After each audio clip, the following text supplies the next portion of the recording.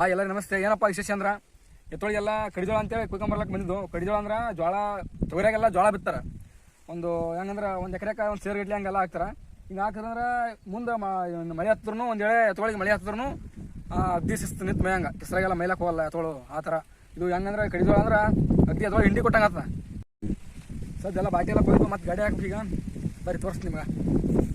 ಅದು ತನಿದು ಕಾಣಿಸ್ತಲ್ಲ ಇದೆಲ್ಲ ಇಷ್ಟು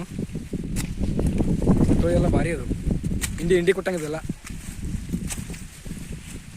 ಆಗಿನ ಕಾಲಗೆಲ್ಲ ಜೋಳ ಎಲ್ಲ ಕಡೆ ಬಿತ್ತರು. ಯಾರು ಜೋಳ ಬಿತ್ತಲ್ಲ, ಬಿತ್ತರದೇ ತೊಗರಿಗಾಲಿ ಇದ್ರಾಗಲಿ ಹಾಕ್ತಾರೆ ಅಷ್ಟೇ. ತೊಗರಿ ಹೊಲ್ದಾಗ ಕಡಿಜೋಳ ಅಂತೇಳಿ ಹಾಕಿದ್ದು ನೋಡ್ರಿ. ಎಷ್ಟದ ಏನು ಸಾಲರಿ ಕಾಣಕತ್ತದ.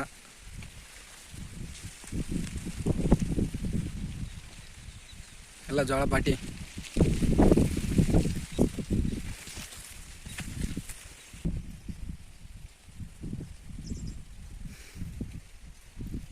ತೊಗಿ ಎಷ್ಟು ಹಾಕ್ರು ಸಾಲರ್ಕೆ ಎಲ್ಲ ಇಷ್ಟೆಲ್ಲ ಹಾಕ್ಯಾರ.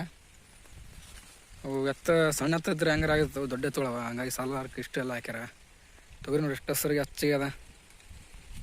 ತೊಗರಿ ಥರ ಇರಬೇಕು. ಸಾಲಿಗೆ ಸಾಲು ಕಾಣಲ್ಲ. ತೊಗರಿ ಕಾಣದ ಸಾಲಿಗೆ ಸಾಲ.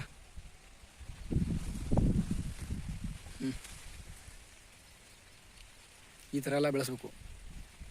ಈ ಗಳೆ ಹೊಡೆದಲ್ಲಿ ಗೊಬ್ಬರ ಹಾಕೋದಲ್ಲಿ ಎಲ್ಲರೂ ಎಕ್ಸ್ಪರ್ಟ್ ಇರಬೇಕು. ಅಂದರೆ ಎಲ್ಲ ಬೆಳೆ ಎಲ್ಲ ಕೈ ಬರ್ತದೆ. ಎಲ್ಲ ಸುಮ್ಮನೆ ಮಾಡಿದೆ ರೈತರೆಲ್ಲ ರಗಡ್ ಹಾಕ್ತಾರೆ, ರಗಡ್ ಮಾಡ್ತಾರೆ. ಈಗ ಒಂದು ವಾರ ಆಯ್ತು ಮಳೆ ಹತ್ತಿ ಎಲ್ಲ ಎದ್ರೊಳಗೆಲ್ಲ ಯಾಕಂದ್ರೆ ಇಲ್ಲ ಎಲ್ಲಿ ಹೋಗ್ಲಿಲ್ಲ ಹೆಸರಿಗೆಲ್ಲ. ಹಂಗಾಗಿ ಬಾಟಿ ಹೋಗ್ಬಂದು ಬಾಟಿ ಹಾಕಂದ್ರೆ ಎತ್ತೊಳೆಲ್ಲ ಶಿಸ್ತು ಮಾಡಿ ಮಕೊಂಡ್ಬಿಡ್ತಾರೆ.